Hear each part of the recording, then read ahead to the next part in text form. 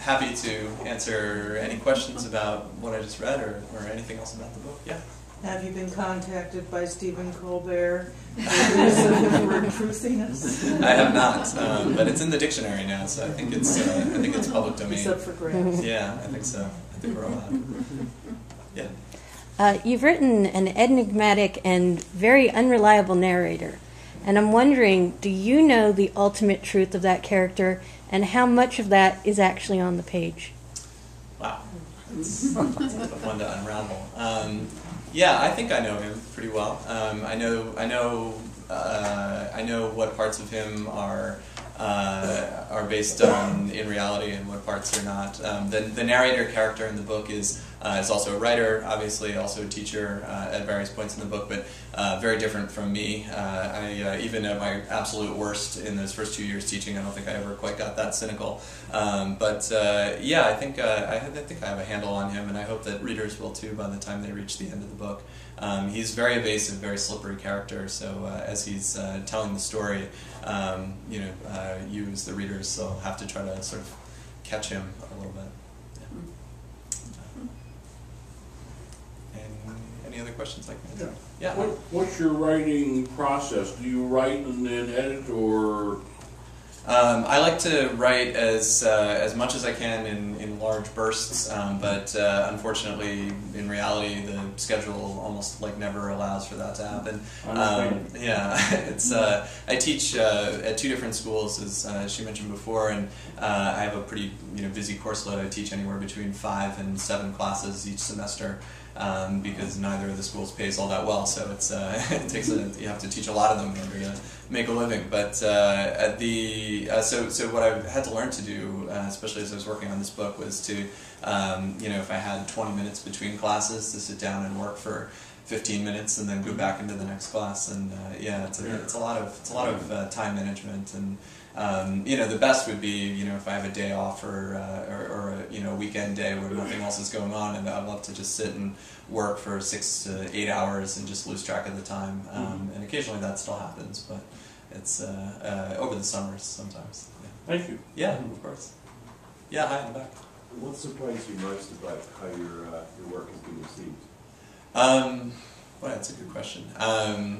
I think what surprised me the most, and which has been a really pleasant surprise, is that all kinds of different readers seem to be really drawn to it, seem to be enjoying it. When I wrote the book, I don't want to give too much away, but there's a lot of references to different works of literature and things like that throughout the book, and I wanted very much, as I was writing it, for it to be something that highbrow readers would be able to really enjoy. If they read a lot of literary fiction, they would understand some of the sort of secret references in there, but also that people who don't read that much or don't read those types of books very often would still be able to read the book and perfectly 100% enjoy it and not feel left out and not feel like I was being pretentious or anything like that. And that's been one of the nicest compliments I've gotten so far from reviewers. Is it's not nearly as pretentious as you think it would be. So.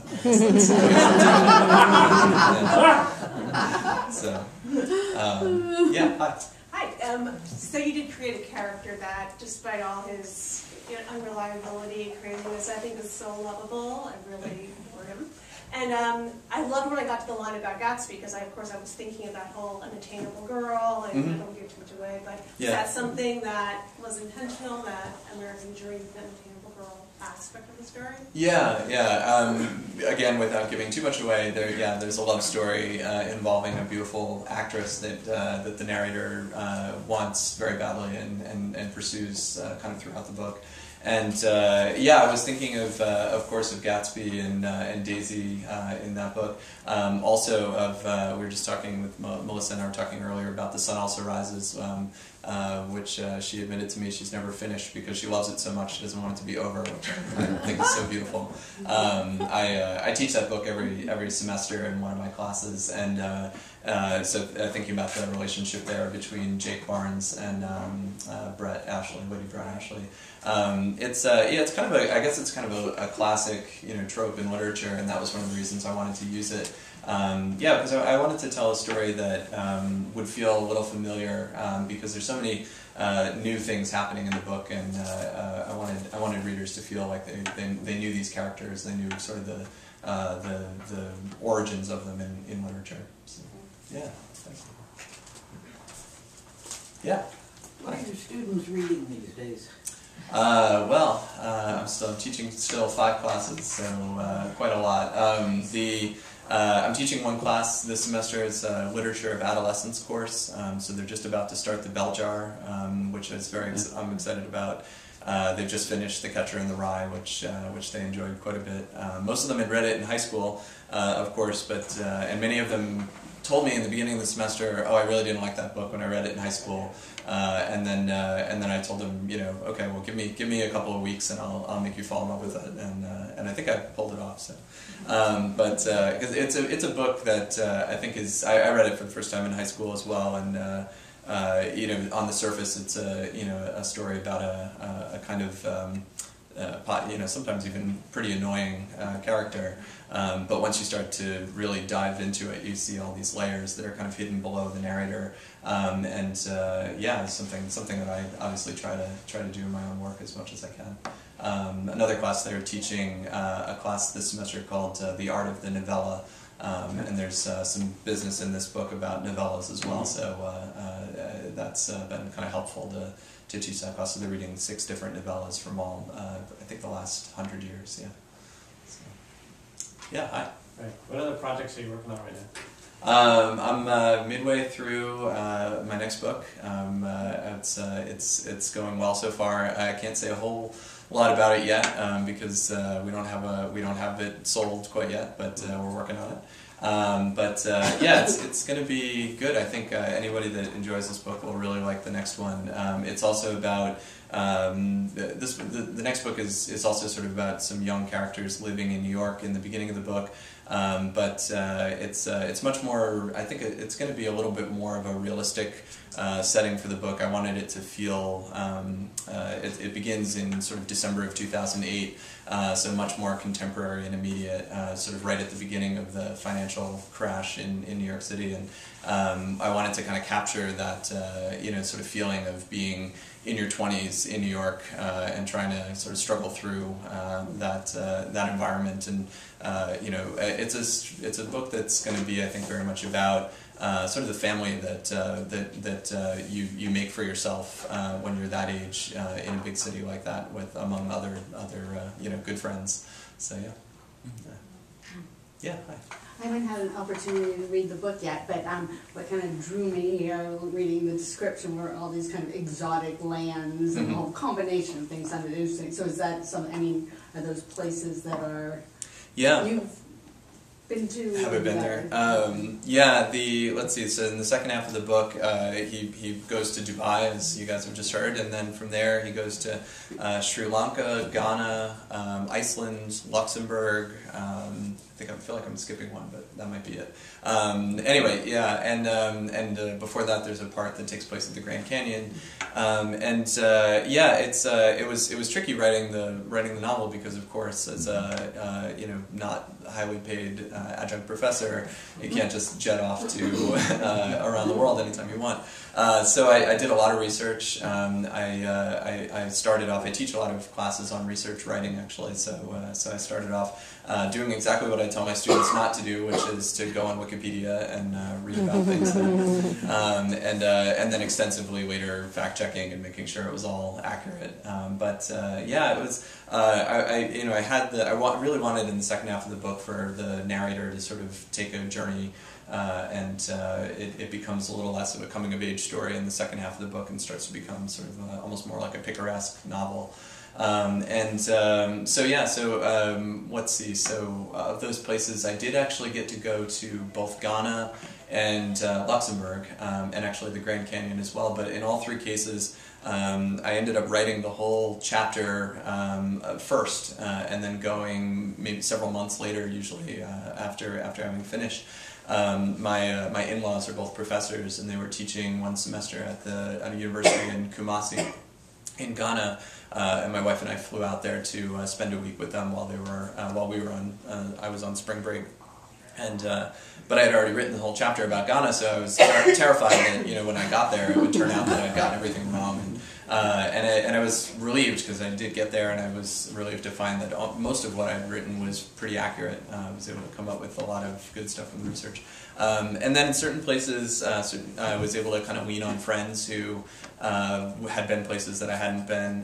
The chapter that takes place in Sri Lanka, I was really nervous about because I couldn't find anybody. There's a character who's of the Tamil ethnic minority in Sri Lanka, and I couldn't find any information online about that language, and it's not it's not even a very commonly spoken language there anymore. And so I reached out to some friends online through Facebook, and sure, lo and behold, I went to college with somebody who was Tamil, and her whole family still lives there, and so I was able to have her take a look at that chapter and help me translate a couple of the pieces. So yeah, there's a lot of people thanked in the back in the acknowledgement section for that kind of thing. So, yeah. Hi. So with all of these locations, are they places you wanted to learn about, or do you think the character went there for specific reasons that you knew about before you did your research? I mean, why these places, and was it kind of personal for you? Yeah, they were all places I was really curious about, and I think that's why I ended up choosing each one of them. Dubai, I had always been really curious about. I'd known people that had been there and had described it to me, and I had read about it in George Saunders wrote this amazing essay in his collection, I think it's in the Brain Dead Megaphone, about Dubai, and it just kind of took my breath away. And so as soon as I read that, I just I was like, oh, I want to write about this place too. And then with Ghana, it was because I knew that I was going to go, so I thought that would work. Well, Iceland was just another place. Actually my in-laws had also gone there on a trip, and I was jealous, so I decided to write about it. So yeah, each one is sort of a different reason, but yeah, I often I tell my students actually one of the big rules of writing classes that they hear over and over again is to write what they know, to write what you know, and I always tell them, write what you want to know. That it's better to, give yourself an excuse to learn more about the world, and and it takes a lot of research, but it can be really inspiring to then learn all this great stuff about a place, and I think when you've done it well, when you can show it to somebody who has been there and they think that you've really been there yourself. So I'm hoping I pulled that off. We'll see. So far so good. Yeah. Yes. Hi. Hi. Who are your three most admired writers, past, present, future? Well, let's see. J.D. Salinger, who I mentioned earlier, has sort of been a favorite of mine since I was in high school. He was sort of one of the writers that I greatly admired, which is difficult because even though he was alive, up until 3 years ago, I think he passed away. He was effectively missing. So it was very. It's very odd to sort of have an idol who was basically a ghost, and it's a kind of a surreal experience. David Mitchell is another one that I absolutely love. Discovered a few years ago, and reading Cloud Atlas in particular and really all his work actually is so inventive, and he just breaks every rule imaginable about what you can do with fiction, it sort of just blows me away. So that was a book that sort of gave me a lot of confidence actually reading it, that I might be able to pull off some of the things that happen here in this book. So. Let's see if I can come up with one more. Lori Moore is another really favorite of mine. I wish she wrote like 10 times as much as she did. I feel like every year I look and see if she's got a new book out, and it hasn't. I think we haven't gotten one in a couple of years, so I'm hoping she's hard at work on something. Yeah. Thank you. Yeah, you're welcome. Yeah. Is your 7th grade teacher, Mrs. Ingalls, still around, and has she given you affirmation on your work yet? Yeah, so in the acknowledgments, I think my 7th grade English teacher, Mrs. Inglis, I don't know actually. I'm a little scared to find out. I'm not sure if she's still with us. I've actually tried a little bit to track her down, but it's sort of one of those things like maybe finishing The Sun Also Rises, where I'm almost happier not knowing. Maybe I'd love it if she was still with us and that I could show her the book though. But I'm a little scared to find out. The full story there is she was one of the first teachers that ever she was really the teacher that made me want to be a writer. I had always been, I'd always enjoyed writing when I was younger. I told a lot of stories, made up a lot of stuff when I was little, and then I got to 7th grade, and I never really spent that much time on my writing, and I got to class, and I'd written what do they call it, a target word essay. I think we had to use like all of our vocabulary words each week in an essay, and I had written it, in 20 minutes or something before, the night before. And she called me out on it, and I got a really bad grade on it. I think I got a C. It was the first time I'd ever gotten a C on anything, so I was devastated. And my friend who was sitting next to me, I read his essay, and he'd gotten an A- or something like that, and his was not very good. And so I went up to her afterwards and protested, and I said, I got a C and he got an A, and I don't understand why this is happening. And I guess I was a little obnoxious as a 7th grader, but and she said to me, which I've never forgotten, she said, he got an A because he tried really hard, and that's the best he could do, and he's getting somewhere because he's putting a lot of effort into it. And you got a C because you clearly did not try, and I know you're capable of a lot more than this. And so I'm going to hold you to a higher standard, which is a hell of a thing to say to a 7th grader, but it really stuck with me. So after that, every week I was basically trying as hard as possible to impress her, which is exactly what she was hoping for, I'm sure. So. She was also the first person who explained to me that books were written by real people. I don't think I'd ever put that together before 7th grade. I love to read. I read all the time, but as I walk into a bookstore or a library, and there are all these books that are just already here, and it never occurred to me that people wrote new books, or even that people wrote books. I just kind of thought they existed. And so she was one of the first teachers to ever explain to me that being a writer is a job and something that you could do. And that was pretty much right then and there I decided that's what I wanted to do.